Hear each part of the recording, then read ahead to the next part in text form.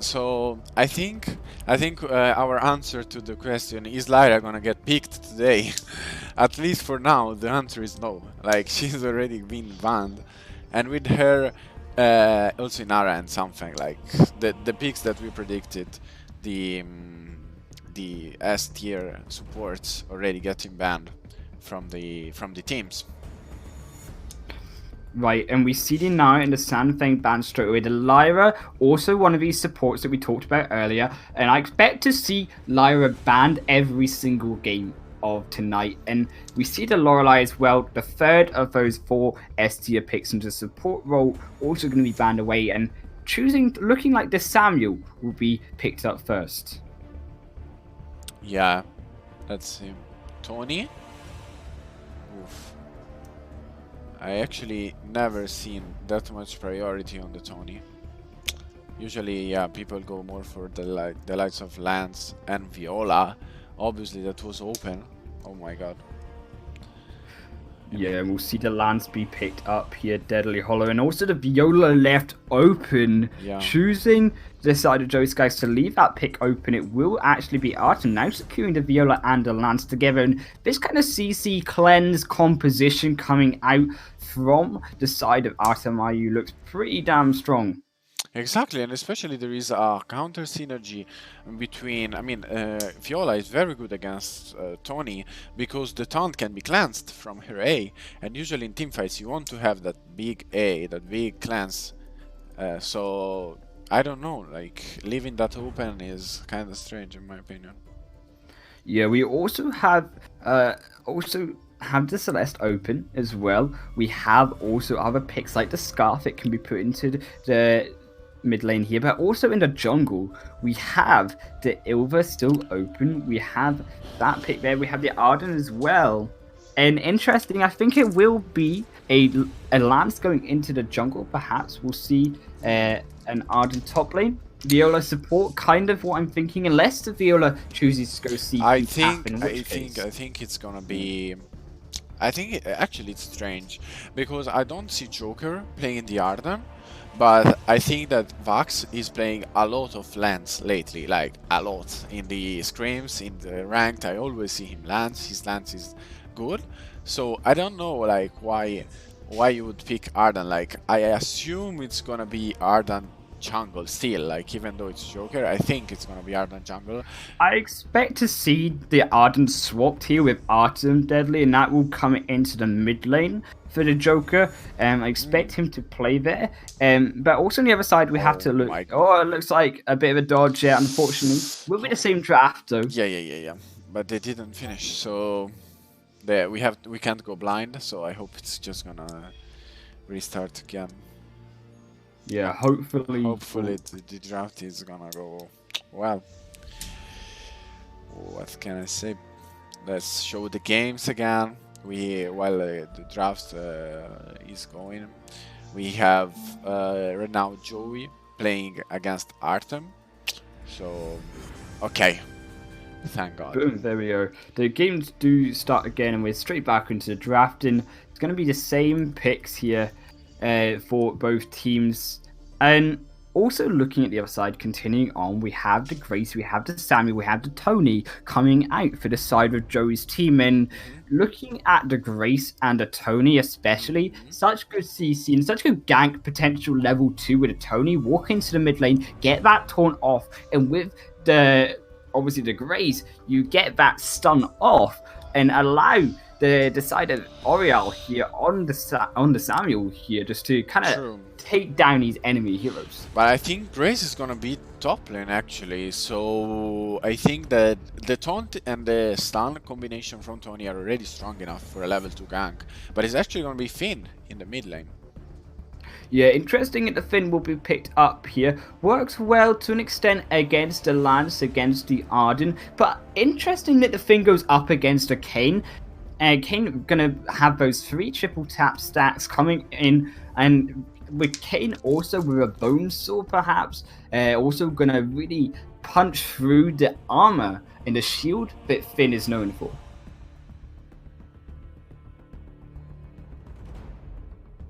Looks like the kinetic will be picked up as well, and in response here, looking like the churn going to be picked up. What a Baptiste.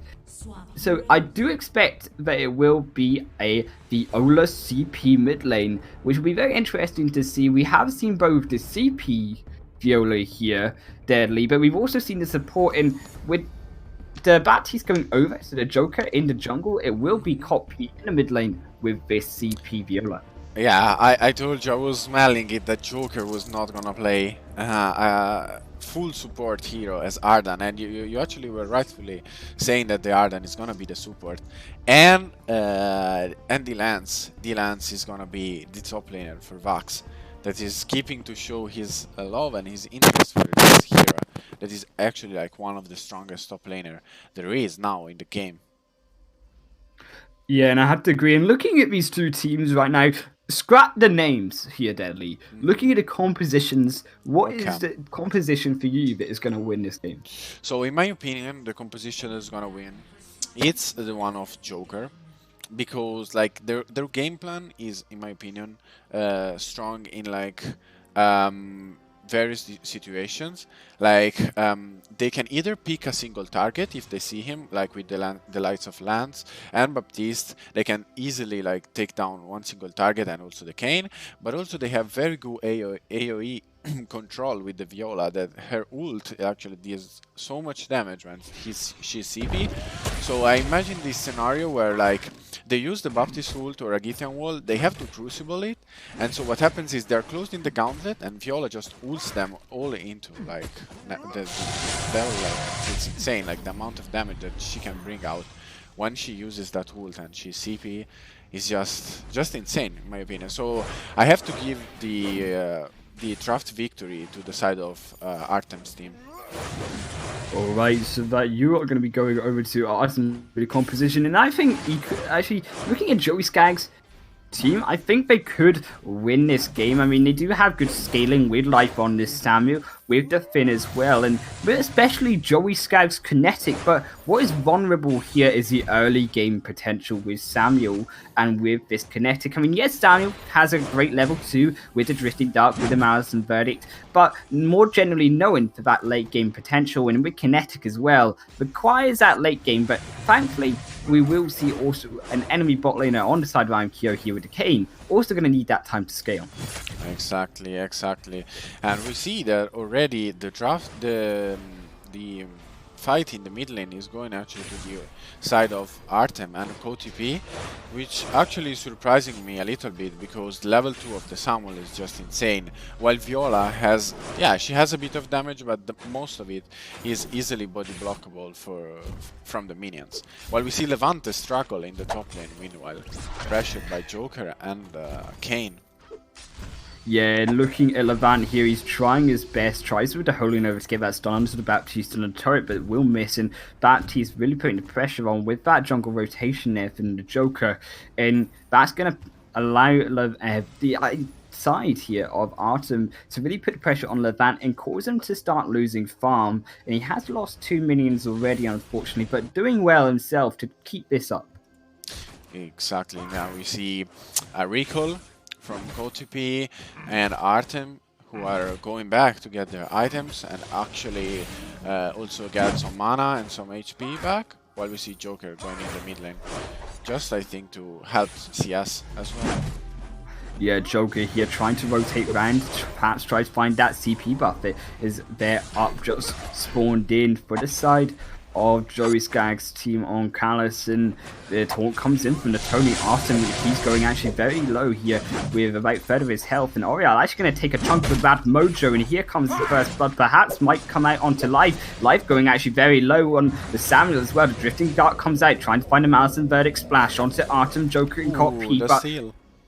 Actually Oriel does manage to secure that CP buff and defends it against the side of Artem and Pediks.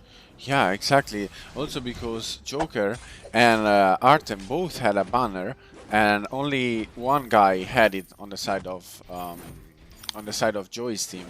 So actually that was so hard, because if they just call it like 3, 2, 1, I hit it, the damage is double, and so it's really hard to steal. But I guess the communication maybe wasn't the best from the side of Artem's team, and Life secures, and Oriel secures the DCP buff, actually.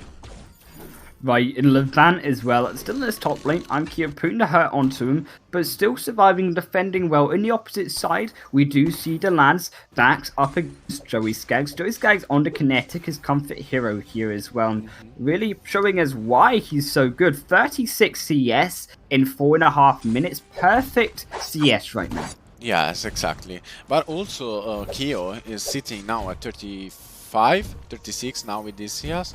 So they're actually both doing a great job in clearing these minion waves. Actually, Joey is well renowned to be an AFK farmer, let's say. Like in the early game, he just doesn't want to take risks. While in the top lane, we see a fight. But I don't know. Yeah, we sort of see a skirmish there come out from IMQ and the Joker, but nothing's going to really occur there. We're just trying to steal that healing buff, but are going to fail on that engagement there with the Baptiste and the Kate. So it will be defended once again by Oriel with the Storm Crown already at 5 minutes into the game. And we're looking at a gold lead. It's about a 1,000 gold lead here as well, DeadlyHollow, for the side of Artem's Pediks here. But also not far to come back from as well for the side of Joey. Exactly, yeah, I think some of the advantage also comes from the fact that KOTP already has 12 CS more than Life. Here comes perhaps the fight here. The distance comes out from Viola, putting this Tony to half health. Now also comes the Discord, putting him down a bit more, and the slow coming out, but the steal does come out onto Copy, and that's the one you want it on. Here comes a 4-man engagement here. They're now moving around, and that's going to force Ariel back as well. Grace on the top lane still going to suffer from this duo rotation here. Once again, I feel the Joker putting the hurt on his top lane. They likely are going to get this turret with this rotation here. Yeah, I think so. And also, like, we saw Artem just getting taunted from the Tony, but the Tony taunt is so bugged that he just walked away. So please, if any Vainglory developer is watching the stream, fix the Tony bug. Like, that thing is going on since like release of the hero. Like, maybe fix it. And hopefully, yeah. Because I'm a Tony player a bit, so I know the struggle when you like hit a taunt and they just keep walking. Right, as well. Looking at this game right now, looking at the early build, we sort of see Joey Skaggs working towards that Serpent's Mask. Just picked up the Sorrow Blade onto Kyo in that jungle shot there, so he will actually move back out, and he's going to try steal this barrier treant away from Levant in the top lane. Does manage to take it away, and that's going to secure his gold lead a little bit over 54 to 60 CS so on Joey Skaggs, still slightly ahead of this enemy bot lane, and that's just showcasing how good Joey Skaggs is on his kinetic and how rare a mistake comes out from him. Exactly, and also props to Joey, because while Joker put a lot of attention on the lane of Kyo, actually Life was more concentrated on trying to secure those blue buffs. So it's actually, and also like Lance is super strong early game, even though kinetic is good into Lance because you can dash away of the impale, but still. Already in the mid lane, meanwhile, Oriel going with the boots in here onto Artem, and that will be the... We're not going to find anything. Levant not there and ready to engage with the pulse sweep. The turret will go down. Lance actually secures that, so 2-turret advantage against the side of CALUS here. And they're going to have to be careful as that gold lead now ramps up to 3,000 gold in favor of Pediks. And they're really actually surprising us here in this early game, putting up the fight and taking the advantages away from Joey Skaggs' team. Exactly, now with the gold lead, they try to snowball it in the CP buff. They're all invading S4 and they secure it again. This time, Joker takes it. Yeah, look, clean rotations, really, by the way. Clean rotations.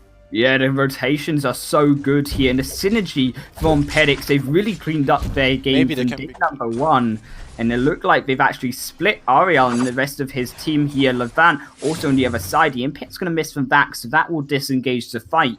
And also now as they turn their sights to this mid lane, perhaps to get this final tier 1 turret.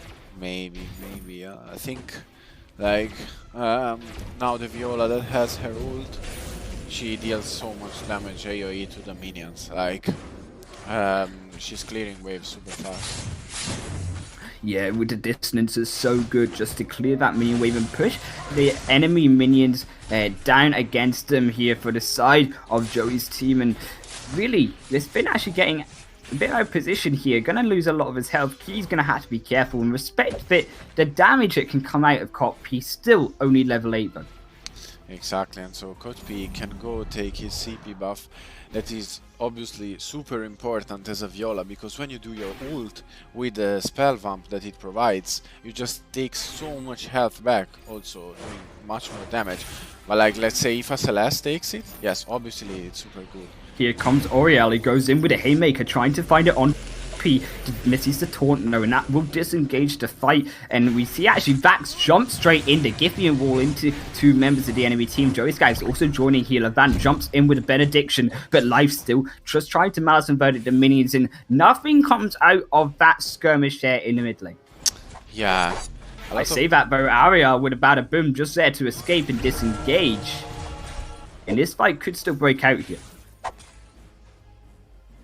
Yeah, I mean, like, there is a lot. Actually, there is a lot of skirmish and few kills. Like, we actually still have to see the first blood in 10 minutes, and they fight it like at 2 CP buffs, and already at in the mid lane like 2 or 3 times. But still no kills coming down. Here comes the Ordained, and the Fearsome Shade is actually going to miss onto life here, but the Oblivion there to separate the team. The Crucible comes out, but the first blood will go on to the Tony. Here comes the life, executed by the Kane. And this Kane with 1 item, almost 2 on the boat sword now, almost trying to ramp up here with damage. Going to secure this first tier 1 turret. Levant can't defend that. Now Keo almost getting keys. Can he get the execute? The flash comes out, and it's not going to hit. Unfortunately, Keo can't quite find that second kill on the Kane. Yeah, and now they rotate. They try to use the advantage they got to get this the ghost wing, and that's actually very smart because wait, let's see. That's the OC from the Joey Skies can come out, but it's not going to happen. In fact, can't actually defend against Joey Skies, so he's going to choose not to go for this weapon power tree. And I see that though, Artem as well. Here comes over the wall, and they just execute Joey Skaggs with obviously the Vanguard from the Arden. Excellent plays coming out here for Artem. Are you Pediks in the outplay? They managed to ordain Levant, and that will be the second kill going over. 4 up on the board right now, and they are actually 8,000 gold right now. 12 minutes in, but the Blackpool even has spawned against Joey Skaggs. I mean, I can't stress enough how good they're playing with their rotations and their objective-focused game. Yesterday, we had a game where it ended 27 kills to 1, and the gold lead was like 3k only, because the Deca's team actually didn't do so many objectives. And instead, like, Joker doesn't have many kills, but they took so much objectives. They were cleaning the CS. Also, Vax, we can see he's 20 CS ahead on the Grace. So they're actually building this huge gold lead that is probably gonna snowball into a victory.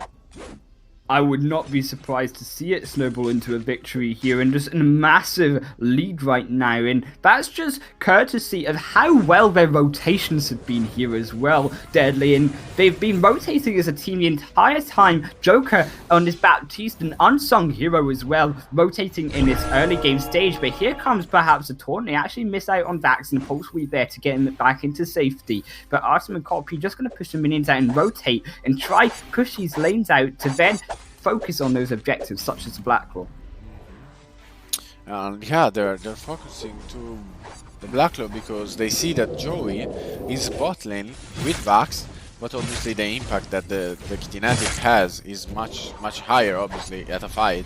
So they're just willing to take the 4v4 because they think the damage here, and that will be the batter boom out from the Blacklaw pit, and that will be the taunt as well onto this Viola. The pool funds and falls to cord in. Can it matter? The Oblivion's going to miss with the Crucible here, but the Gauntlet actually hits and separates the entire team, and just like that, 3 members fall here, DeadlyHollow, and they just can't fight. I don't know why they're choosing to fight here, with also so far behind. That pushes the gold lead 11,000 in favor for yeah, RTC. I mean, I won't call this game closed, but this game is ended, man. Like, the Joker's team is just rotating so good in the map.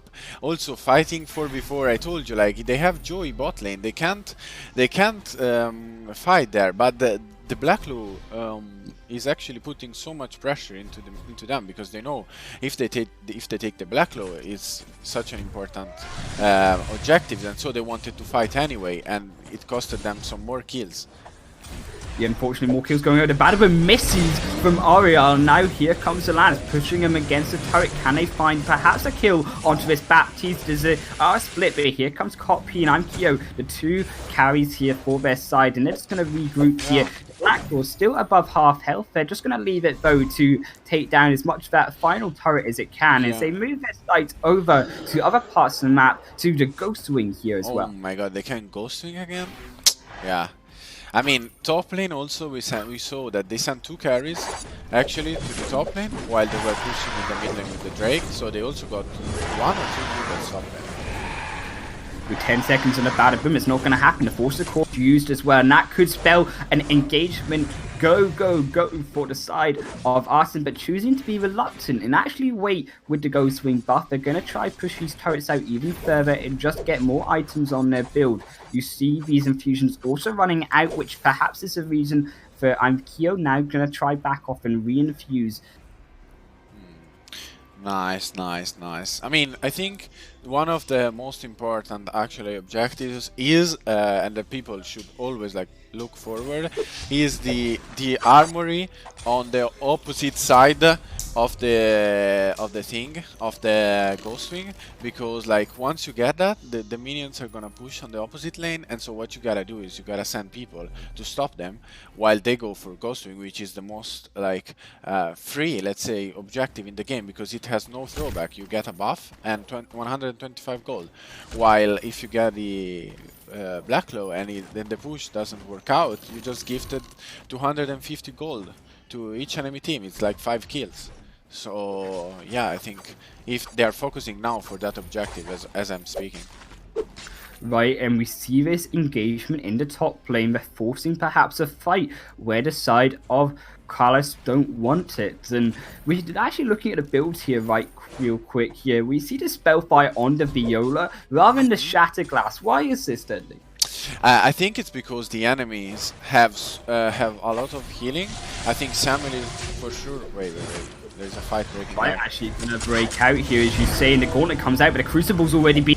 Going to trap 2 members into the Gauntlet, but Vax on the other side, stunning out Oriel, and they are just going to take down the Grace very quickly here with Split inside the Gauntlet, and the Kane just deleting this enemy side here on the Tony. And with 2 members gone, they're going to start moving these minions into the final turret here on the mid lane, and perhaps seek an armory out here with all 3 lanes pushing in their favor. Yeah, what did I tell you? The Gauntlet and the Viola all together are so powerful, because you're closed in a cage and there is people like shooting you, and like there is the insane amount of burst from the Kane, and also Viola with the insane AoE, so the armor is down. So respectful here as well. They choose to disengage, but on this Spellfire here, Can we have a little... come on, man! I want the Spellfire chat! But Levan just goes in! The Crucible already used here, and Artem will be the first to fall. And actually, they choose that fight, but actually just going to turn straight against them here. The Divine Intervention here already used from Grace, and Tony trying to seek a way in with Joey Skaggs. Joey Skaggs doesn't have a breaking point, no, and that's going to cost him in these team fights. Ooh. They can't stop fighting. Yeah, they shouldn't be fighting here, Deadly. They should be waiting, because now the Badaboom misses. The Ordain's going to come out and trap Tony here, and with the Kane, they actually find 1 on the Viola, and that's a pick you want on this mid laner. And now perhaps the fight has turned here live, going down to half health with Copy, but stun from Joey Skaggs lands, and now he's actually going to perhaps just try execute this Kane, but he's still alive. Joey Skaggs also alive, but stacking up here with the Bonesaw, and it actually secures 2 more kills, 3 more kills on the side of Lance, Kane and Arden, and they turn the fight around. They get the bounties and the Blacklaw objective. Yeah, but I mean, like, starting a fight 11k behind, managing to win, and actually going to only 8, I mean only, to an 8k difference is 3k gain with just 1 fight. I think shows like how good the decision making is on the side of Joey now in the mid game, because they were sure they would win that fight, I guess, because if you lose that fight with an armory down, the game is over. right, and so risky to play that fight there, and very aggressive moves. But understanding it, they had already used a gauntlet that was down, and also the Fearsome Shades was down after in that last team fight around the gold oak. So they choose to go in, and knowing that there's no ultis from the side of Artem's Pediks, they can go in safely without an engagement back onto them. But I mean, what were we talking about like just a second ago? You get the armory, you have minion push, so what happened? Joy team had to go back home to defend the minions, and so it was basically 250 gold each for the side of Artem. Here comes the Ghost Wing fight, and it's looking like they want to try skirmish around this objective here, but he's on the other side. A Fearsome Shade comes out, the execute, and then actually gonna steal it with Keo, grabs it with a cheeky steal on the Kane, and here comes the Oblivion, but a Crucible's there to defend against it. The Cleanse from the Viola as well to deny the CC. Oriel trying to taunt up here, but the Gauntlet comes in, and with no Crucible now, here comes Joyce, guys, dividing defense for 7 health, trying to keep him alive, but life is already down, and unfortunately with the Samuel gone, there's nothing you can do, and Joey's just gonna have to run as his remaining mid-team and his supports just fall to the ground.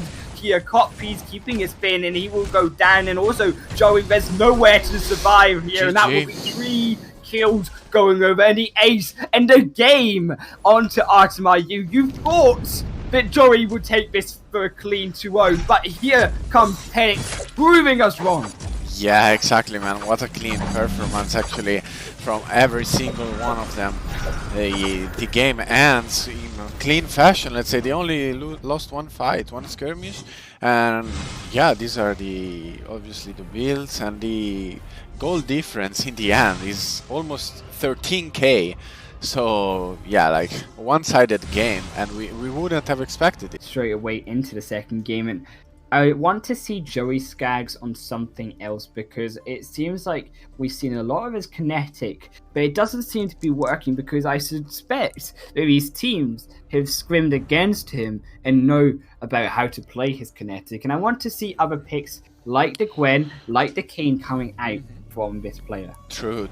And also, like, as I told you at the beginning of the game, like, Joey really likes to AFK farm. So what do you do to counter that? You just fight. You do skirmishes early game. He can't probably join because he's busy bot lane clearing the wave. So you just fight top lane, as Joker did. He put so much pressure on Levante. He fighted at the blue buff, which is the opposite side of the bot lane. And Joey just couldn't join because he didn't have this wave pushed in, I guess, or he was more concentrating maybe on farming. So, and that's where the wave control comes in, right? Because you've got the ability of Vax just to slow push this minion wave against Joey close to his turret, and it forces Joey to move in and then potentially get impaled a Giffian Wardle, even ganked, because you have to be careful. He was aware that Joker was rotating up and down the map, and not knowing where Joker is puts a lot of hesitation in your mind, and we see the Tony gonna come out. I'm having fear. The Inara is open and they're not picking it. If Joker takes Inara, it's gonna be a fun one. Oh, it's open. Yeah, I suspect the Joker will pick up Inara if it's left open. The Baptiste Tony, 6 CC abilities already on the squad for Joey Skaggs. Exactly. But they are going to take away the Celeste. This is a really smart move if the Celeste gets taken away here, because Electronic, known for his Celeste, and they can deny the Celeste here away from Electronic and deny that comfort pick. Exactly, but also his Malin is great, and Malin works great into Celeste. So wait, they're actually showing Kane and Finn. So I don't know. I think I would go for Dainara right away. Like, I don't care they have Batista and Tony. Like, she's just so broken. Like, and Joker is a great jungler and great player. So I don't know. Like, the thing is, Kane is also really strong, right? True. And you can't leave the Kane open, especially with a Baptiste and a Tony. Just the lockdown potential with a Kane to triple tap you and then once more triple tap again is just too great of a risk. And especially with Viola taken away on the bans from the enemy side on Joey, here it denies that cleanse ability. True. Okay, so we see the Ardan now. So nobody is putting actually so much attention in the Inara as we thought. Like, in the first game they banned it right away. Actually Joey's side banned it, and now nobody's even picking it. I see the Emil hovered over, and I want to see some Emil play. Too. I mean, Emil's such an interesting hero. I think he needs a little bit of a rework to his kit, right? Yeah. Like, he needs to be made a little bit stronger. But Emil, his CC abilities are so interesting. The ability to push players from beyond the wall across and just shove them back into the enemy team is so strong. And it'll be interesting to see if they go for it. But Finn locked up here. Yeah, exactly. I mean, I think Amoel has some very good like early game ganking potential because of his dashes. Like he can just go in very quickly, but I don't think he has the right damage and the right kit, to be honest, at the moment to perform. He seems like Vi if you play League of Legends. He just charges up his punch and then dashes forward and knocks back people, but he's just not as good at least. Yeah, unfortunately, we won't be seeing Emil unless Joey Skaggs decides to rogue pick it up bot lane, but it will not be seen in the second game, I suspect. And Idris coming out. In Weapon Power Idris, one of these heroes which I've seen on and off in these competitions, but a really strong pick late game and a very scaling-oriented hero, because when you get the Weapon Power Idris, you can just shimmer right on into with the enemy team, and you can also blink as well straight across. Yeah, so I think the idea is also that Idris, I mean, in the early game, no, like he's super bad to fight against a churn as Idris because you're slow and your role is predictable.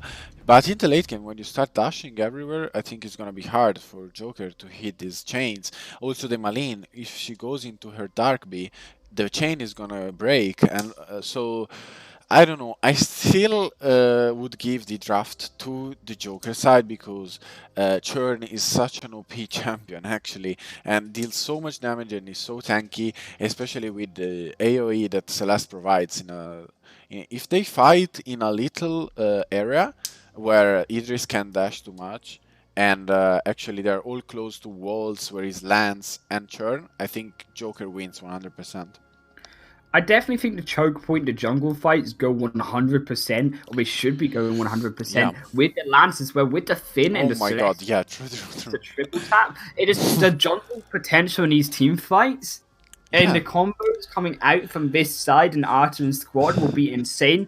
I think we need to focus here, Joey Skaggs, on a lane matchup and focusing especially on him getting the Shroud Step straight in and also onto the Shimmer Strike, onto the likes of the Celeste and onto the Kayn, the squishy heroes that need to be taken out in these team fights early on. Exactly, and maybe, just maybe, they thought again about the thing that I was talking to in between the games, that you want to fight early, and where do you fight early? There is no objective. What are the objectives? Are the jungle camps.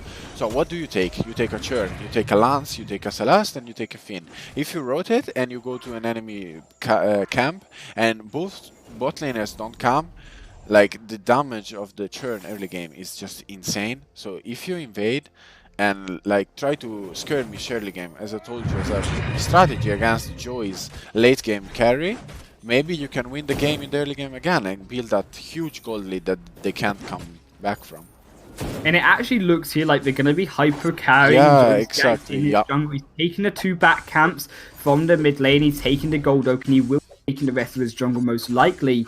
In Oriel there, just there to defend this Lance while Joey does this. And getting that divergent path on with a weapon power divergent path early as you can is going to be so important for this early game Idris.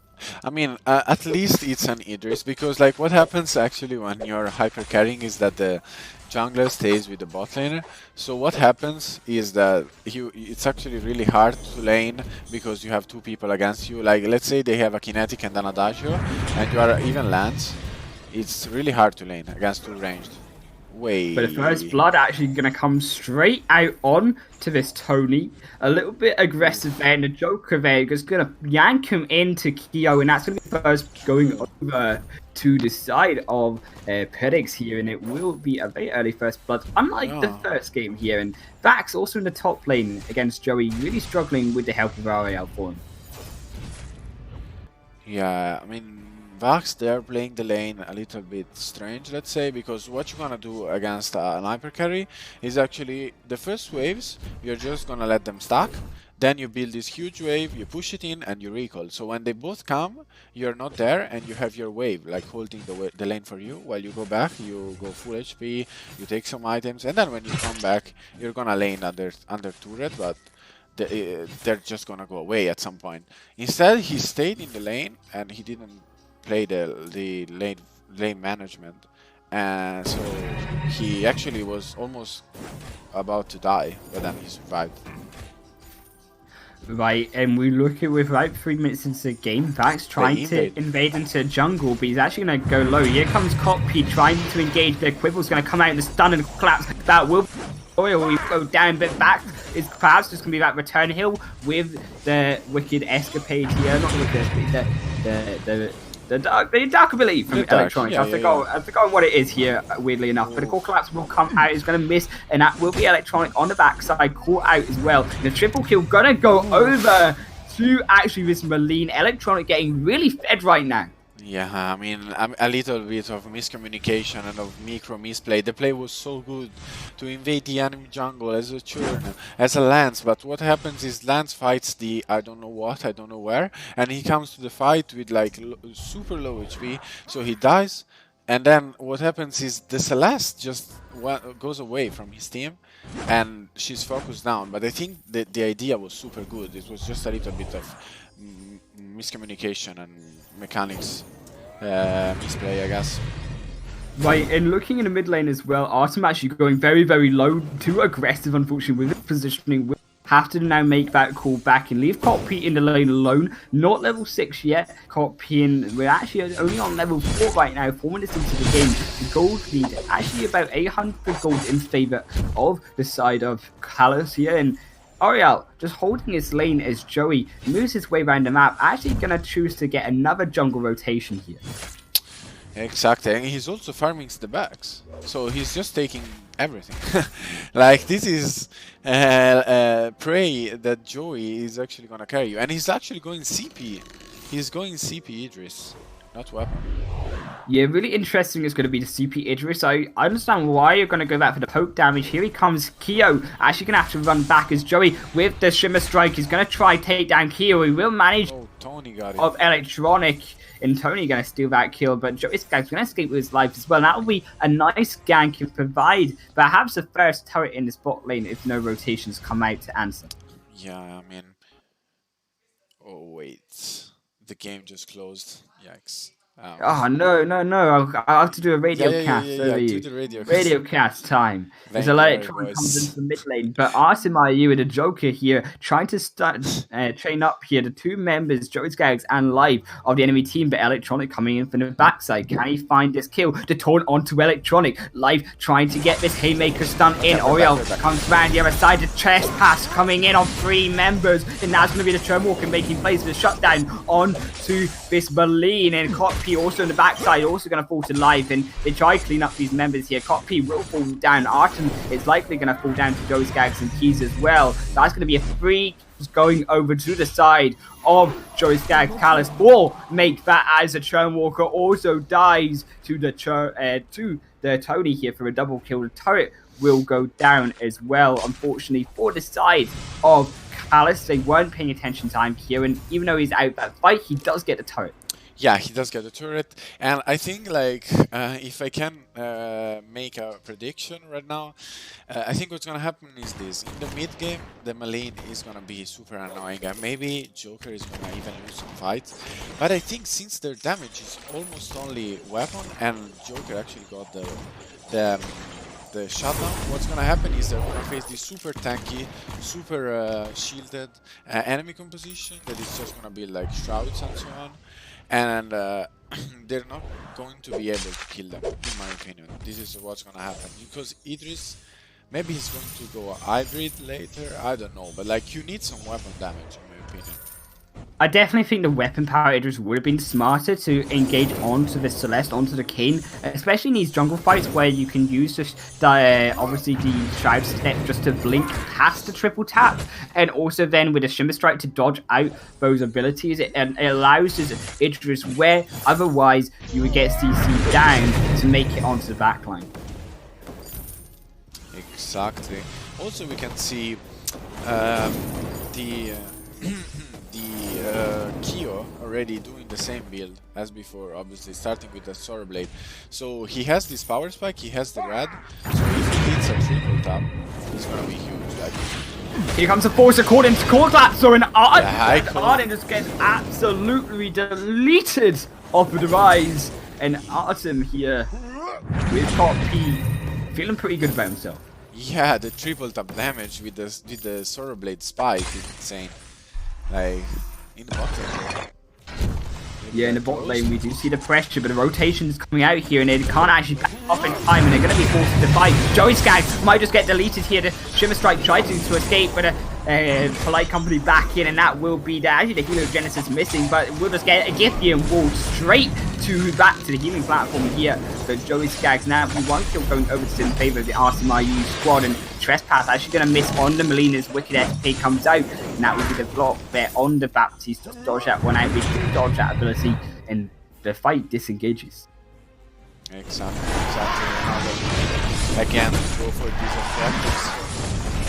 Yeah, and that makes total sense. You get that snipe onto Joey Skaggs and you then go for that objective in a 4v5 fight. But here comes the gauntlet and Keys actually shoves the gauntlet out. Here comes the Badaboom, 4-man into the foe, and actually they managed to find one member here against onto the third, and that's actually the joke very low. We have to try to disengage on this fight back. Gauntlet. Holy. 4-man stun was insane here, DeadlyHollow, but the fight still continues. And actually, the Ordained, they defend against their own turret. No more kills, thankfully, go towards the side of Joey Skaggs to defend there. And 5-8 on the scoreboard. Oriel was getting triple tapped out here. They choose to try and engage. Oriel got caught out. The Fierce Shade will actually hit barely on time here. And he's going to get deleted by 4 members rotation as they close in onto him and pinch him down here.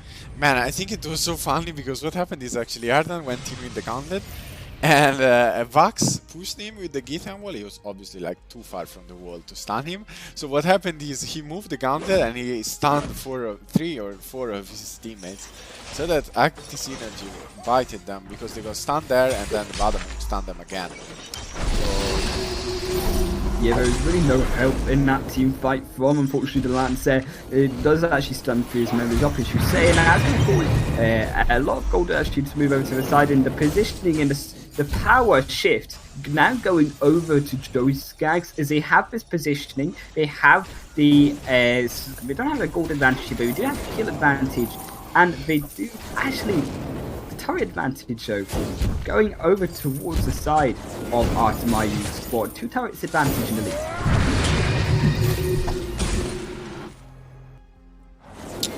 Wow, so now we see, like, if a skirmish would break now, the gold is even. That's why I'm asking. Obviously, with a 10k, I was not asking. But if a skirmish breaks out now, what do you think is gonna come out winning? I think right now, Gauntlet coming back up, I would have to give it, also with the Fierce and Shade combination and the Badaboom, Tony to the side of Joey Skaggs' squad. They have the CC, they have the combination coming out here. And also the enemies have no crucibles. And you don't want to force the cord these members into you either, because unless you can find a snipe onto Electronic, but he's just going to Wicked Escapade straight back out again. So it's going to be so hard for Artem with the Finn. I don't think the Finn really makes sense against this composition coming out here from Joey. Exactly, and now finally we have a crucible on the side. We have a crucible on the side of Artem's team, because before when they fight it, they had no cruces. So yeah, and that's really going to hinder them. But here comes actually Vax just trying to poke them out, but they're going to not be able to secure the positioning around the Black Hole. With 20 seconds left, the infusions come out for this fight from the Idris. They're trying to infuse up here, the Taunt, and the Fear comes out onto Vax. The Gauntlet's going to trap Copy, and that's not who you want. He's just going to have to run in a Gauntlet and hope he can survive. Joker's going to go down though as the bait to keep him alive. The Solar Storm hitting 3 members though from the Celeste, and now the fight continues. The Water has come out to pull onto Joey Skaggs under the turret, but the Shimmer Strike comes out back to safety, but never mind, as the Tony falls. That will be 1-for-1 trade, and with a 4v4 fight we could see an engagement around this Black. Yeah, they're not using the Turnwalker. Like every time he uses his chains, he chains people, but his team is not ready to actually focus down those targets and help him to sustain the fight. Right, and we look at the gold here, right? It's actually still dead even. It's slightly advantage here for the side of Artem's squad. The turret advantage for Artem's squad, but the kill's still going over. The team fight dominance, I feel like, just feels so in favor of Joey Skag's squad, especially with the CC of control that they've got going on. Oriel in this mid lane looks a bit caught out here, though. Yeah, I mean, actually... Wait. The trespass up, but Oriel's still gonna fall down. Now that we the 10, the 7 kill going over to the side of Artem's squad. Yeah, 7 to 10 right now. That is the dark side of playing hyper carry. Like Oriel has no money. Like he just has HP. So when you only have HP against a Kayn, good luck, because he's just gonna triple tap you and ult you and you're dead. Because yeah, it's gonna do so much damage. Right, as well, and we see obviously the only tanks really on this team are obviously the Arden and the Tony. Batty's kind of that mid-range tank here for the team fights with the Fearsome Shade, trying to throw the bad mojos out in the Ordained, but if he gets caught onto, as you see there with the CC chains coming out from the side of Arden's squad, it's hard for him to survive around that. Yeah, so they're posturing now around this Ghost Wing, so... I think if a fight breaks now and who wins is actually gonna be very ahead, because they're gonna also take the Black Claw and push with the double drakes. So yeah, but you see that with both teams as well, and both teams being super respectful, not choosing to fight as that Black Claw has come onto the rise, and you see actually choosing not to fight, but a wicked SK death from Electronic defensively to avoid that second triple tap combination coming out, and Batty's there just to hold them off. But with the waves pushing in, now is when the wave control matters, to try to defend, but force the call onto Joey Skaggs and not Crucible there, but Crucible finally comes out, but a water here as well. 4 members are now almost trapped in, Poppy in the backside, and perhaps being caught out by the bleed as well, and he will just go straight down in that fight, but Oriel was a return kill for the Artem squad, but Lance now coming in as the next target for the side of CALUS, but they actually do find a Maline, and that will be 2 going over a double kill for the side of Artem's team here in life. Also has to be careful getting hooked up perhaps by the They can just fight. Now needs to be positioned. Joey's still alive though. Can he do a 3-man Gimpian wall? It's gonna save it, and with a swivel stun, that will be what they need to take this fight. An ace from the side of Artem. You need wipe Joey's team off the board and take the Black Claw for himself. What was Joey thinking? They're 3-4 against a Lance in the jungle and against a Churnwalker and against a Kayn in the mid game. Like, what do you think you're gonna do? He's just gonna impale Ethan for you and you're dead. And you lost the Black Claw like this. They just had to disengage. Like, I mean, I would have disengaged even if they started the Black Claw, but like trying to fight for a CP buff is next level.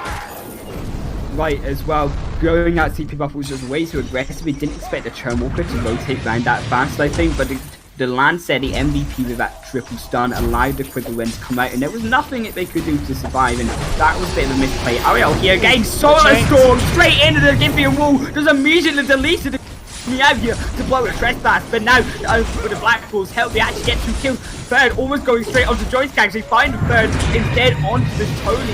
And Electronic Joey Skaggs, there's nothing they can do, and Artem is just deleting them, the entire squad of CALUS and shut down. They can and now with 4 remaining for the side of CALUS, even though Kyo has fallen to the Vein Crystal, Electronic, the sole survivor, can he pull out the epic outplay of his life? No, he cannot. I do not think so. Here, DeadlyHollow, and we thought that CALUS, the reigning champions here, would be able to. Okay. I look like they will choose to defend here. With the respawn timers, they start to come up here. But as I say, we thought CALUS would be the champions here in easy 2-0 against Artem, who were 0-2 down in the series right now in the competition. But the tables have turned here. Yeah, I mean, the thing is, Artem team fight is better because of Churnwalker, because of Lance, because of Celeste. Instead, the peak potential and the late game hyper carry is gonna bring maybe Joey to carry his team. But the thing is, if Joey can't get the weapon perk on the Idris and he can't really jump and delete one guy, I don't think they win the sustained damage fight. Like the long fight with sustained carries is not gonna go the way of Joey Skaggs. So I think the way they should look at it is maybe Maline hits a root, Life hits the the taunt, and Oriel puts the Ordained, and Joey deletes the guy, and then they fight. Here comes the War Treads coming out, and they try to find the Joker and Kyo. Here the Taunt actually comes out, and they find the Dane here, and that's just going to be Kyo immediately deleted and erased from the Rise. And Joker now perhaps the next target. The Taunt coming out from Keys and Solar Storm straight onto this Idris, so land. The Badaboom actually going to miss. You can't Badaboom that Vince, and the Joker still going to survive. Actually, Kyo. Oh, sorry, then Malene actually going to call out and force the Cord! 4-man back into the fight! The Core collapse and now the Garden's Gauntlet here, and I'm getting caught up on my words because it's so epic as gameplay, and Joker now ordained as well, and Arden and the Lance half health, but can they find this fight? They don't find any more kills despite that epic ultimate. Yeah, I mean, what did it tell you? Like, the only way they could like fight evenly is if they delete a carry, and it's exactly what happened. They saw him bottling. What they do? They rush him. They use every single target ability they have, and they delete the Kayn. Then they can fight, because if they fight 5v5, like you saw how close that fight was, and it was 4v5. Right, exactly, and that 4v5 fight, they just immediately think that they can take that, and rightly so, they take out Kyo with that epic taunt there from the Tony, and really well timed there, just catch them back into that with the Ordained combination. There's nowhere to run from these two CC ability chains. In fact, the rest of his team now rotating up, because the Blackwell will surely be respawning very shortly. And as we can see, Vax and Fiend and Joker all with so much CP defense. Look at that. Like, Fiend has two tier 2 defenses, 2 tier 2 shield, and a Celestial Shroud. Like, he gets no damage from the CP Malene and the CP Idris that they're bringing to the table. Right, and going this 2 CP build path here makes no sense in my opinion, because you just build that shield as you say. Yeah. You don't need to build a weapon power defense, and that's a mistake coming out from Joey Skag's team. The Solar Storm, a big team fight ability, does go wide, but they actually catch the Black Claw, and that's going to do a slight bit of damage to Keys, but a big team fight ulti down for 30 seconds here with Black Claw. And also what happens when Fiend gets so much shielding is the scaling on the B is actually more on the shields than it is on the HP. So what happens when Fiend... Oriel pulled in here, but a Crucible has to come out to defend him against the Impale, and add a Quibble and a stun onto Oriel once again. They pull in, need to execute. Can he find a triple tap? Can the Kayn take him out? The War Treads in on the fight.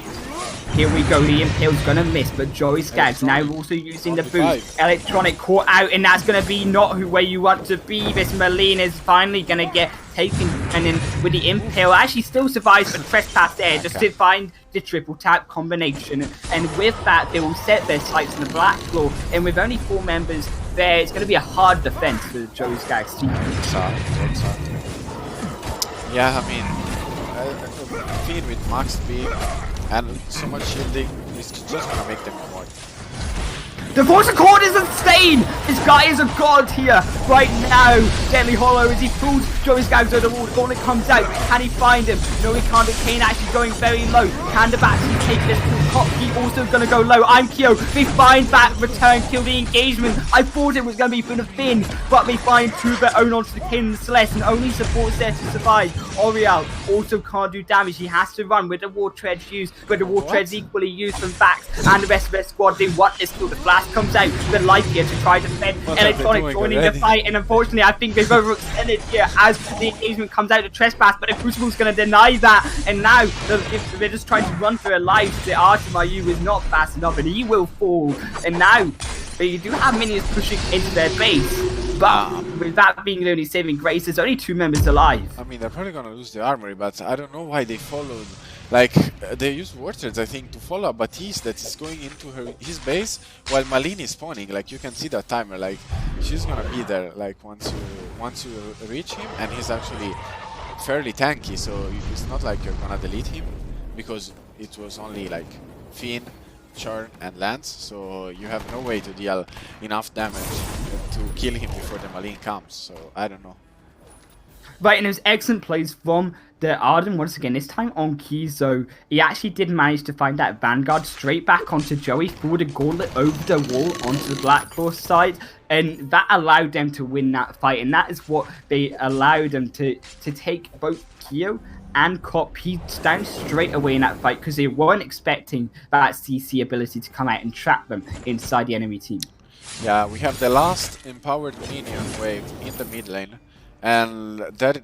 Oh no, it's not the last one because the armory died again. Okay, never mind. I thought it was the last one from the previous armory. So it's gonna push hard in the mid lane. So what they can do is just wait that the wave pushes in and then go for one objective because they have to defend.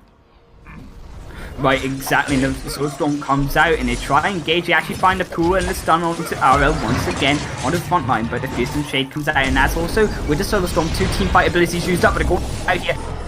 And actually, let's go down to half ready. But now the team fight comes out. The trespass blocks out by from Joker against him. And now comes Artemayu to force the core dead just in vain as he falls to his knees. And now comes the rest of Joey Skag's squad. They think they can have to pull this out. They get a double kill down. And with only 3 members, they take down Blackwell once again. But minions still pushing down onto their base. They're going to have to be careful those don't stack up too much as they go through his Blackwell. Yeah, I mean Celeste on the wrong side of the wall, like nothing to fight. That was the problem in my opinion. I think the Joker would have won. This isn't an empowered Blacklaw. They don't need to fight this. They've got 2 turrets. I think it's better they just back off and let this Blacklaw get taken over and stop wasting time as now it gets closer to that empowered Blacklaw stage. We have to be careful, but still 1 minute left. It won't be an empowered version of this objective, and they can defend this. They've still got 2 turrets in their lane. Yeah, they've still got 2 turrets in every lane. So and also the minions are pushing in the mid lane. Right, exactly. And even with the Blacklaw's help to deny and take away about half the health of every minion in the lane, the Blacklaw now going to be pushing down. And with this defense, they have a 5-member shot. They can defend. Yeah, I don't know why they thought they could engage again. I think they almost lost out there. That could have been so much worse for Artem's squad and the side of Pediks. They have to be careful that they don't overstep themselves. And like Joey Skaggs themselves have already done against that CP buff we talked about earlier, both teams kind of making these small mistakes. It could cost them the game as we move into this late game stage. Yeah, exactly. I think they just need to work a little bit on their positioning.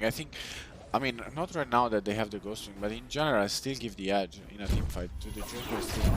They just need to like have Celeste in the back line, have Kane in the mid to back line, and the 3 tanks in front. That's what they need to do. Right, and they need to keep the Celeste alive. So many times is Malene getting straight onto the Celeste and taking her down as much as she can, and the rest of the team taking out that kill for the side of Joey's squad. And if they can keep the Celeste alive, if they can keep the Kane alive, then I think the team fight every time goes towards the side of Team Pediks here. But the engagement around into the jungle where Joey Skaggs scouts it out with life and keys. They put the vision down, and vision, so important right now, is moving to the late game. Any one member that gets caught out in this late game could be detrimental to their team.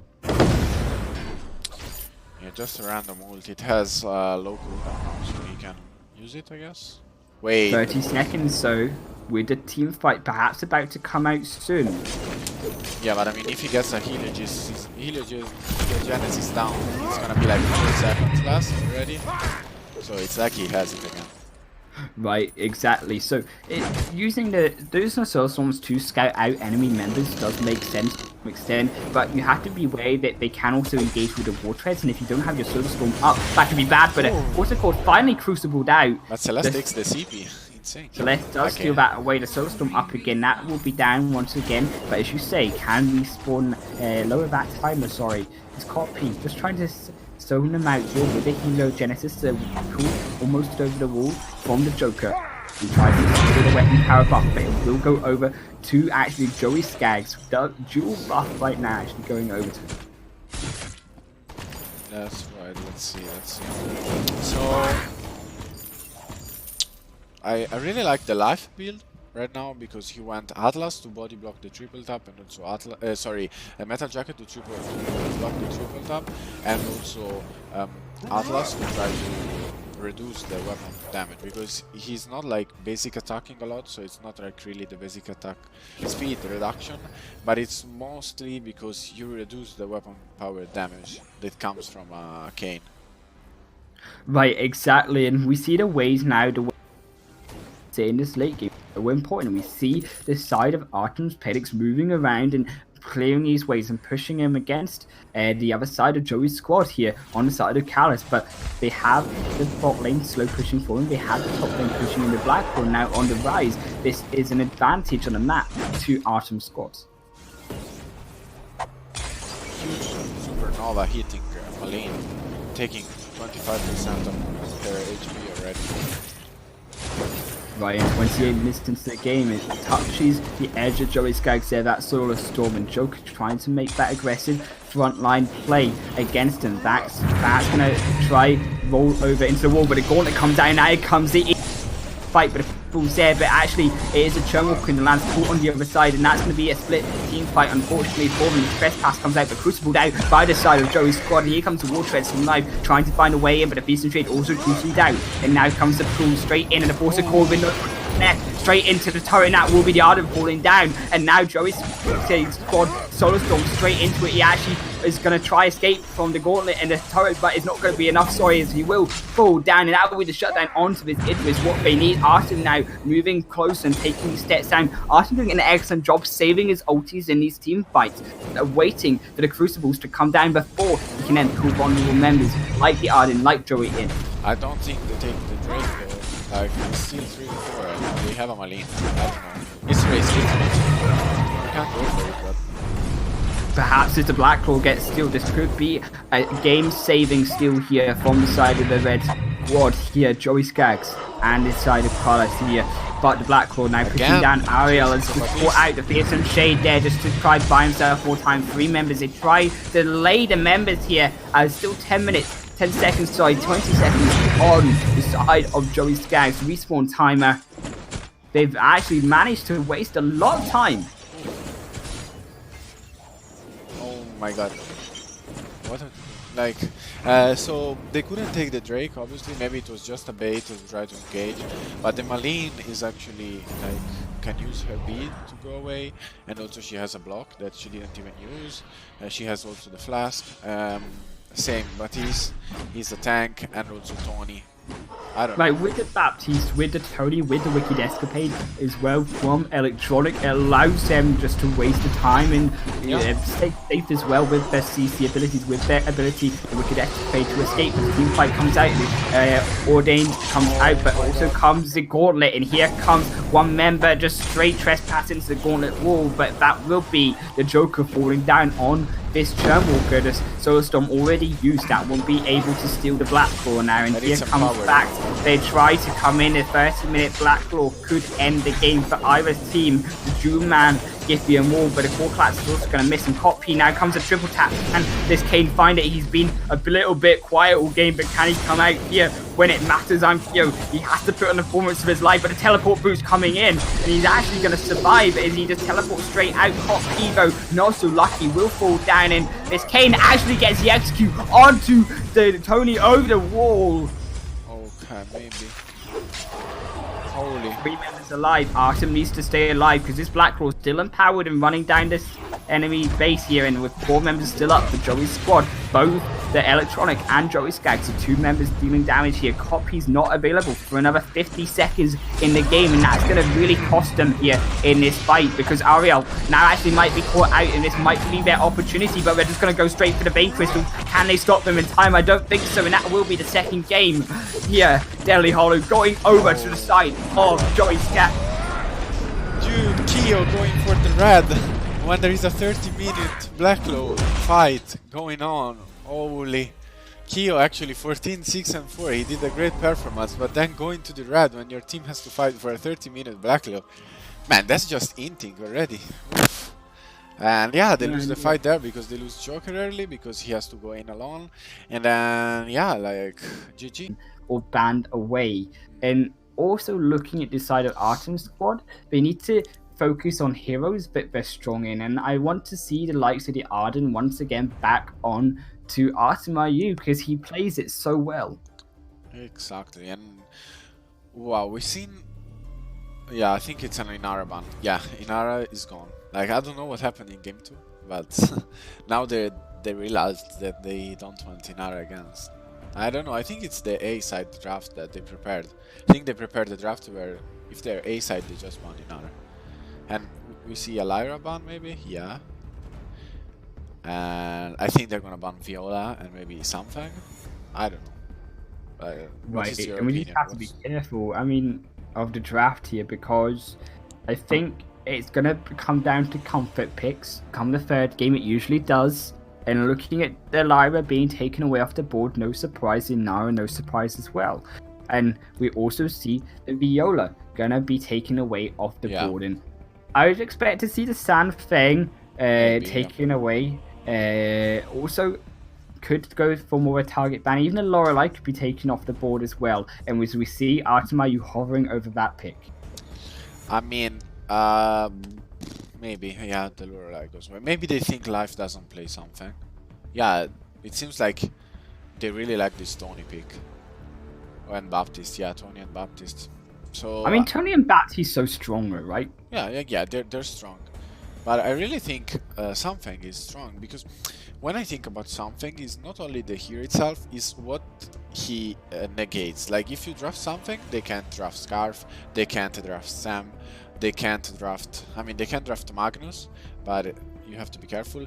They can't draft Lore, they can't draft Flicker, Kath. They're all bad into something because you just stun lock a carry for so many seconds. Right, and it's great to pick it up early on in the draft as well, because it restricts, as you say, these picks, these long-lasting CC abilities or overtime abilities that come out. Even the Meline, to an extent, the Wicked Escapade, when she comes back, does damage. Sam Thane can sit on that and then get that stun lock into the Meline when she comes back out of it. So restricting that hero as well. But the Arden, no surprises, I say, coming and will likely go on to Artemayu. Exactly, the Arden coming again for the Artem as you were hoping, I guess, because yeah, he's a really good Arden player. And we also saw actually Arden played in the top lane, but since they have a something, I don't think they're going to flex him anywhere else than the top lane. Yeah, and looking at the Celeste here, no surprise that Celeste gets picked up again. Celeste, a very confident and steady hero in the game right now. And looking as well on the other side, the Grace also looking to be hovered up with a Lance. Another usual hero in the draft here. Versus the Baptiste, do they decide to go? Both strong heroes in their own right and both really good at jungle rotations. Exactly, and it's the Baptiste in the end.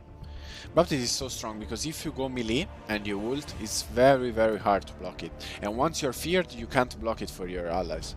So, like, it's a really strong pick. So yeah, the fear into the Torin. Looks like the Sky is going to be hovered over. Now, the Samuel as well here. Sky really good at early game pressure onto the Celeste, but Samuel also provides that level 2 advantage with the Mars Verdict. The Drifting Dark can really poke out the Celeste from range, because until level 8, this Celeste with her Heliogenesis, until she gets that extra 2 range, is not going to be as strong in this lane matchup versus a Samuel. True, but I guess they were prepared for this. Like, they thought, like, yeah, I mean, you draft something, you already know they can't pick Scarf, and they can't pick Warhawk, and they can't pick Sam. So why don't you just pick Celeste instantly? Because Electronic plays Celeste, CoTP plays Celeste, and they can't play Sam, they can't play Scarf, so they're basically gonna Malign again, I guess. But I think they thought about it and just decided they wanted to play against the Celeste, because I don't know why you bring Ardan to the table if not. Interesting, Electronic is actually not going to be the one here picking the Celeste up. And surprising, actually, considering it, Electronic here on the other side on day 1 was actually dominating on this hero. It will actually get swapped out. Yeah. He's got to go over. A little bit trolling me here, man. Yeah, I don't like it. They were just trolling a little bit. I mean, don't like it, man. Keys Celeste is lit, not gonna lie. But like, I think I would watch that. I would book tickets to that all day. Yeah, me too. I would watch Keys Celeste. I would watch also Keys CP Finn in the top lane. But I guess we won't. I would watch Saw mid. I would watch the Saw mid lane. But hands down, guys, like, honestly, if you see me in ranks and I pick the Saw, it's not trolling, it's just my favorite pick. Okay. Yeah. I'm gonna remember that in case I mean I never dodge, so I don't know, but like CP Saw OP, don't judge. Yeah, I mean, like, CP Saw, if you can get the A on a low health target, maybe you can delete him. He does so much damage to the low health targets. Loving me some 2K shanks in the morning, man. Yeah, exactly. And also it procs the Storm Crown, so you can steal things very easily. So, coming to this game, what do you think about the draft? Who do you think did a good job, and like who do you think would win if the skill tier was like completely even? I think minus the names, right? Looking at the draft here, I think that honestly, I'd have to give it over just to the side of Joey Skaggs' team. I think that Joey Skaggs on this can say we talk about the Serpent's Master Breaking Point, the Bone Store 3 item spike, the usual build for Kensei. And versus also the Celeste in the late game is going to start ramping up and doing that late game damage. And the early game support with the Yates and the Baptiste and the Tony there to get them to that point, I think it makes it such a strong comp. And I think that is what's going to help them defend against this enemy side here.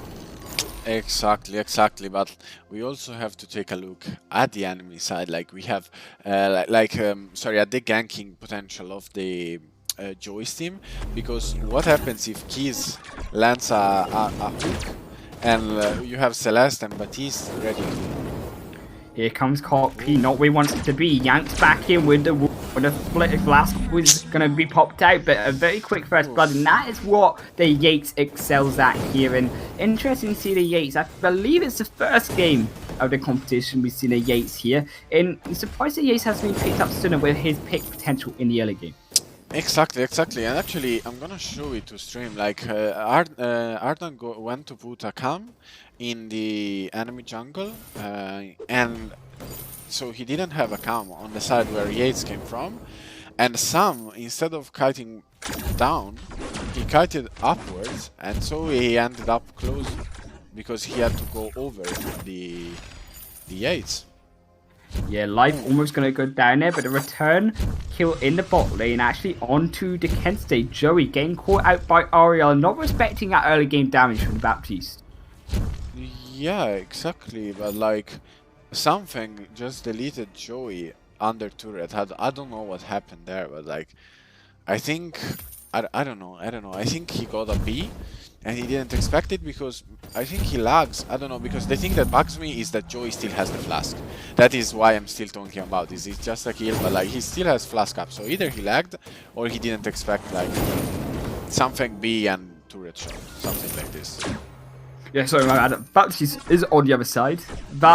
Taking him out, but as I say, equally, still early game damage from the San Feng is what killed him here. And on the opposite side, on San Feng here, we have to talk about the Divine Fist and the Tiger's Bridge combination. It comes out Vax with the San Feng. This is why you ban him away, because now you can't engage. But actually doing a great job, Joey Skaggs moving about and putting him down to about a third of his HP here.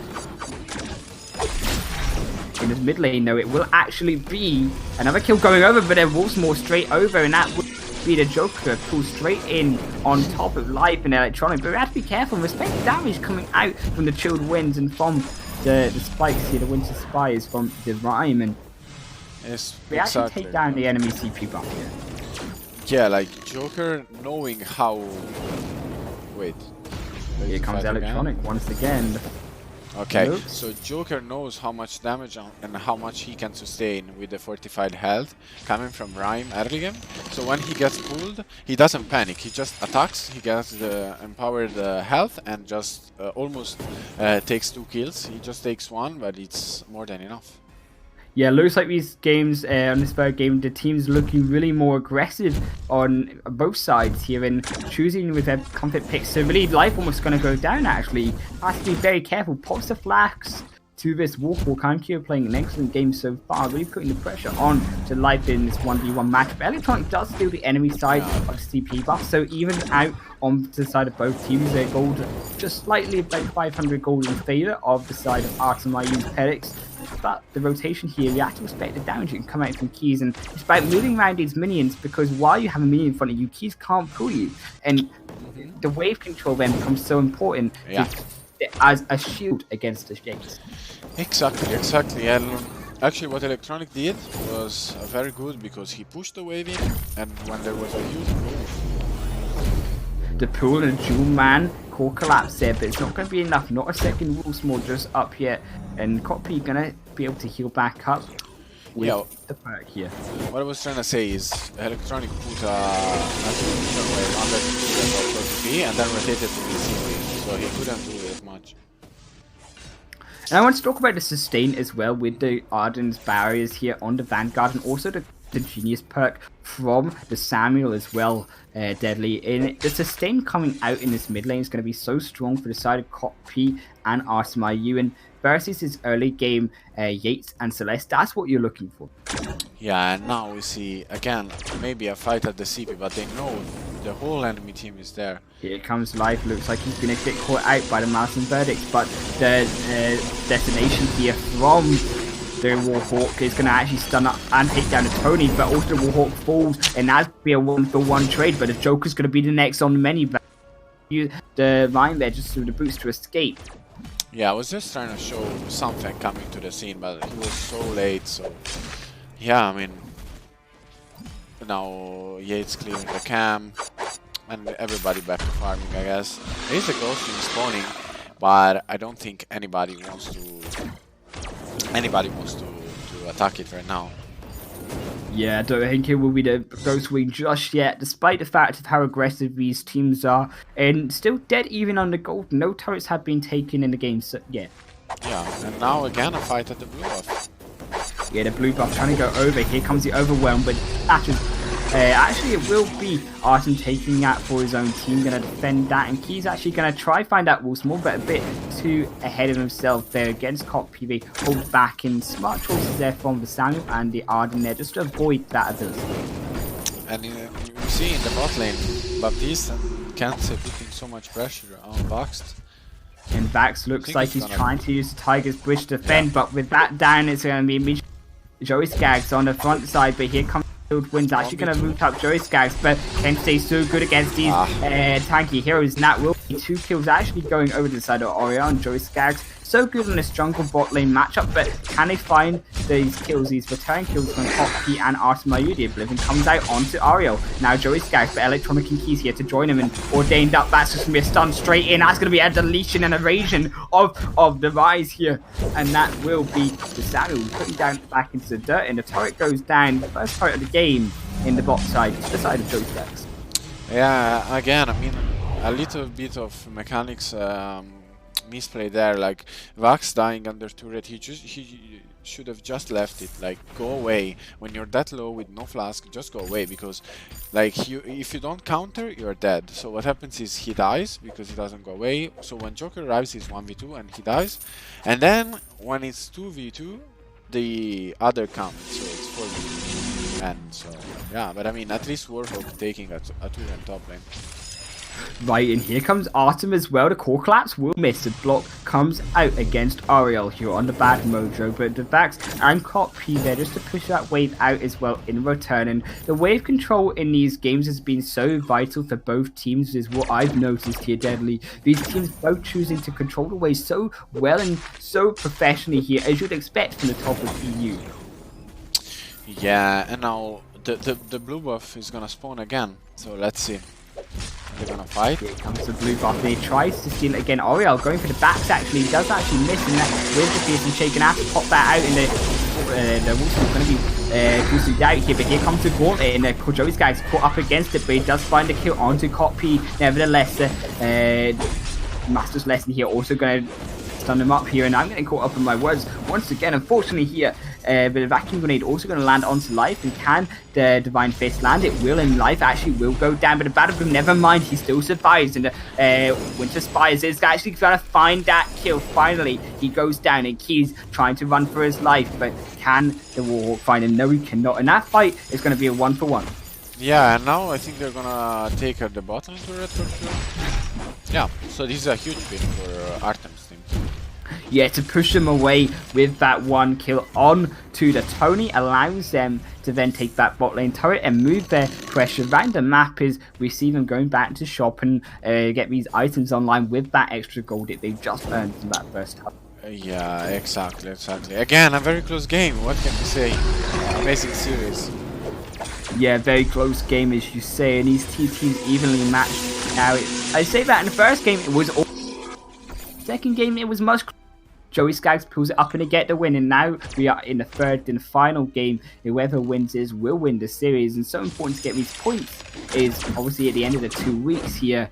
Once you've faced all 7 teams, the top 2 teams with their points on the board will move into a best-of-5 grand final in the Saturday, the 18th of April. Okay, then the pool from Yates going a little bit short, but if that hits on KTP, I think he's dead because he doesn't have a block. So he's just gonna die. Now top lane focus maybe from the... Here comes Life with the boots, trying with a haymaker to get in, but the movement speed not going to be enough. Ariel just going to bait him out with that taunt there. Yeah. Not going to choose to go under that first tier turret. And it's going to push the waves up, as you say, but the pressure from Vax here on the sand plane, the core class is going to miss, unfortunately. And that will be a disengage once again. Both these teams playing very defensively. We move back 11 minutes into the game. Exactly. And now they can easily defend mid because of Sam. Now fight at the blue buff. Here he goes, Joey Skaggs trying to move in, but he's not going to do that one this time. That moves more straight into the overwhelm, and bada boom, over. He's actually, the gauntlet's not going to matter, he's just going to get taken out perhaps straight away, but the Joker actually finding the return kill on the Rhyme, takes out Joey Skaggs in return of the side of Artema's squad. Can they find it? I mean, Artem is playing really well this game. He secured 2 CP buffs on 2 invades. He's using his gauntlet very well. I think like the Russian support is actually showing off huge with them. Definitely have to agree with you, but Life trying to come in for this. Trying to steal the wall over the wall, and they found Trunaz. Not who you want, they find the Ghost Wing buff, but it doesn't matter. They lose 1 in return, 2 in return. Actually, as we praise Arden, he falls unfortunately to his knees. And that will be the now 30 to 31k. The Ghost Wing giving him a bit of a gold advantage here in the lane, but the first not going to go over as the ulti will go out from the side of the Wolves Fumigators here, and also going to actually be a very quick kill onto the Warhawk, as well as Oriel just getting that quick snipe. Yeah, exactly. And I think like in this game, the B side has a huge like AoE control of the area with the Samuel B, the Samuel ult, Vaxed ult, and then also Keo ult, and Rhyme and Arden. Like if you fight in an area where they have control, they're just gonna do so much AoE damage. While instead with the Electronic that has his like very single target almost damage with the Supernova, but it's a huge burst. And also Yates, I think the other team is looking more for Pediks than for 5v5 like face-to-face fights. And what I want to talk about here is the Warhawk as well, Keo, and choosing not to use the Mightiest Barrage just yet to zone out these members on the enemy team, but he should be using the Mightiest Barrage, and he can use this in these jungle fight and matchups to really help his team out. And I want to see the ulti being placed to really zone out the side of Joey Skaggs and Electronic on their engages. Exactly. Now, I don't think they're gonna fight for the blue buff actually. It's just gonna go the way of Electronic on the Celeste. Kia resetting. That will be some nice Divine Fist damage coming out from Vax, and we have to respect the damage coming out from Vax, even though he may be support. This Sandflame definitely dishing out some nasty base damage. Okay, booting away the Sam, scared of a pull from the Yates. You just have to be so careful against the Yates, because if he pulls you, you're dead already. Yeah, and we see the combination come out from the overwhelm from the Yates, and that's just a deadly combination here. The core collapse will miss, and unfortunately here comes the Mightiest Barrage to zone them out, as we say, but the Jason Shade doesn't matter as it is first turret in 97 on the board. And I kind of want to talk about these builds right now, and looking at the Rhyme with the Spellfire and also the Warhawk with the Soul Blade. What do we think about this? So I think that wait, they're going for the Dragon.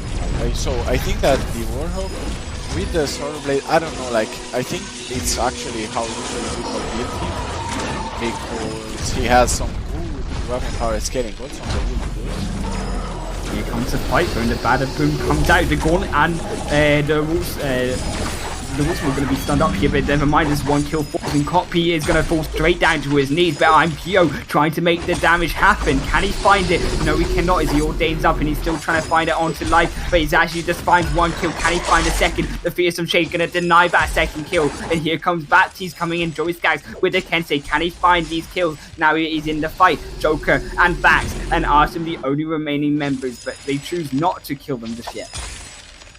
Okay, let's see. 1 second, Root, and he's dead. Here comes the Root on Rhyme, and there's surely going to be no Gates. He will fall down, and Joey Skaggs has to defend against his Black Claw, because it did go over to the side of Artemiu's squads. I think if actually Vax there, when he sees Celeste ult uses his counter, he's just gonna kill the Joey Skaggs. Here comes Electronic, and Joey Skaggs not respecting that damage. Joey Skaggs trying to find that, but the Mouse and Pediks coming here, and the Root's going to be an overextension here. The path of running not going to matter. Just used to help Electronic survive, and with no weapon power damage there, the Black Wall's going to get a little bit more damage off than you would usually expect. Yeah, and meanwhile Keo farming a huge wave in the top lane, like again, good wave management. I don't know if it was lucky or not, but what happened is like they fighted with the wave pushing for the side of the team.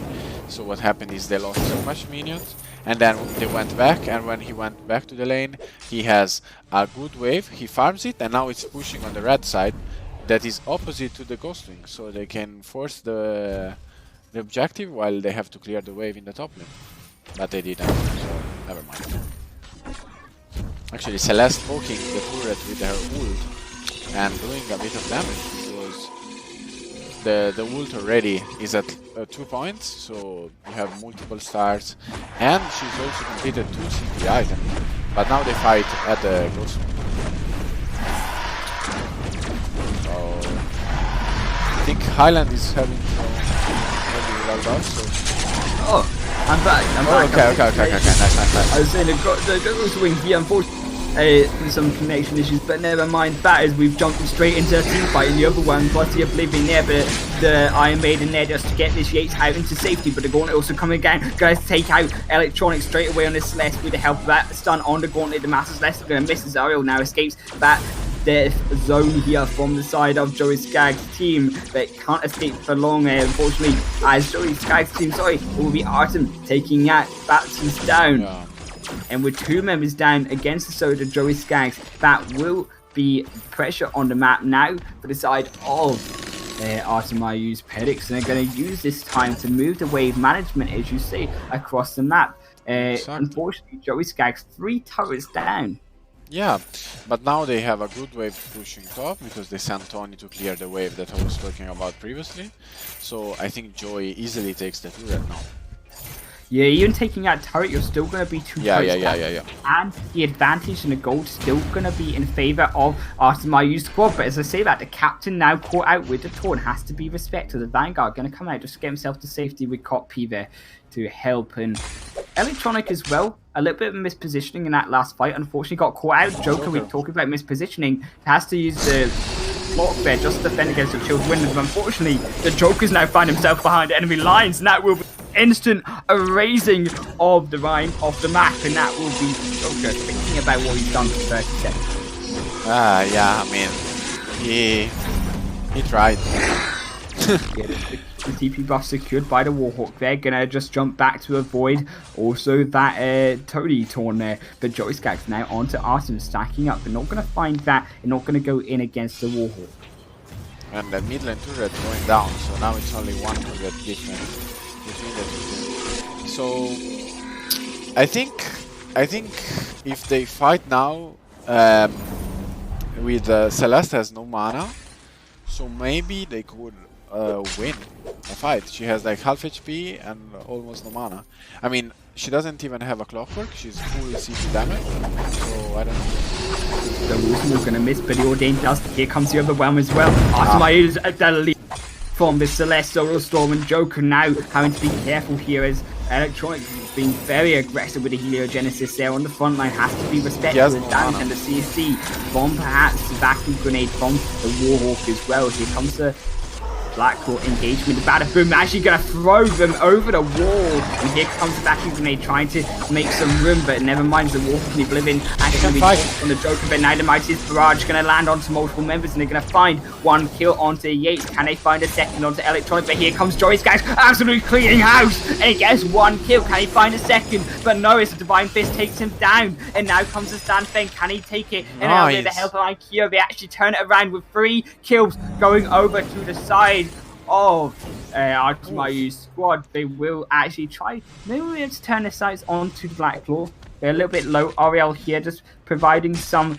distraction here, but Artem here to sort himself out, and Oriel now is well caught behind enemy lines, and that's careful. The Shield wins, the vacuum grenade stun. It always finds the Soulstorm onto Kia, but he dodges that one with the help of the Rocket Ride, and almost losing his life, but not quite. And the turret actually still goes over to, in the second tier turret in the bot lane, over to the side of Joey Skaggs' team with the wave management and poor control of that in the top lane from Vax, loses in that second tier turret. Exactly. I think in that fight, Celeste put out only 2 or 3 supernovas maybe, because like she had no mana and she has no clockwork, no anything. So she just like used 1 supernova and then it was done. She was basic attacking. She couldn't stun, she couldn't do anything. So I think that was the problem as well. If not, I think that would have won for sure. And now it's a Ghost Wing. Right, and the Ghost Wing gets taken over by Artem's Pediks here, but they also take that second tier turret in their own top lane themselves with the pool management from the Tony, and this is where wave management comes in so handy right now, because that's when the late game, losing turrets to minions is not what you want to do, because as you come, the death timers be longer and longer in this game. Having only 1 turret to defend won't save your game from 50-second respawn timer on your team. Yeah. I mean, what they can do now is just like force a fight against the Blackclaw using the Ghosting Block. I think they can do that. Right, exactly. And here comes the Bat. He's trying to take advantage of the pulse read. The taunt does miss on Tony, and now comes the vision in from Joey Skaggs' squad. They have the vision on the Blackclaw, and that will be the advantage to them in this objective area. And the Joker though choosing, and the fusion's not quite on all the members here. There are 2 infusions, 3 infusions to 2 infusions here on the side of Artemis squad versus Joey Skaggs. Okay, now 40 seconds without the clockwork, so it's 40 seconds without Celeste ult. They can Solar Storm is going to be very impactful right now. Bot is pushing hard. Yeah, they're running down the Ghost Wing buff, they're buying themselves time, Joey's squadron, and with that Ghost Wing buff now comes the even team fight here, 5 on 5, but it's 761 damage from that Heliogenesis explosion onto Samuel. Can he survive? He has to stay in the backline. The water is coming with the overwhelm. They have to use the Crucible just to defend against this. And the Mightiest Barrage comes out. The Master Celeste is going to go wide, but also the Gauntlet comes out straight onto Joey Skaggs. That's a direct hit on the target you want. Electronic also going low. The Divine Fist here to split the rest of the team out. The Electronic goes down, and also the Tony goes down, and fortunately split with that epic Gauntlet. The Divider here, and that will be 3 members falling. And now, unfortunately, only Baptiste and the Yates there to run away, and that will be a complete wipe for the side of Artem's squad. 3 kills going over to the side of this Warhawk, 7, 3, and 9 in the game. I mean, yeah, let's talk about, I think it's game. Let's talk about what is the idea behind the enemy team. When you have something, when you have an Arden, when you have a Rhyme, when you have a Warhawk and a Sam with Frostburn, what do you want to do? You want to choke them and kite away. And what did they do? They funnel into a choke in the jungle and they just run straight through the Warhawk ult, to the Rhyme ult, to the Something ult, to the Magnus, to the Samuel B, and this is GG. Like, you can't engage there against that comp. You just can't do that, you just can't. Exactly.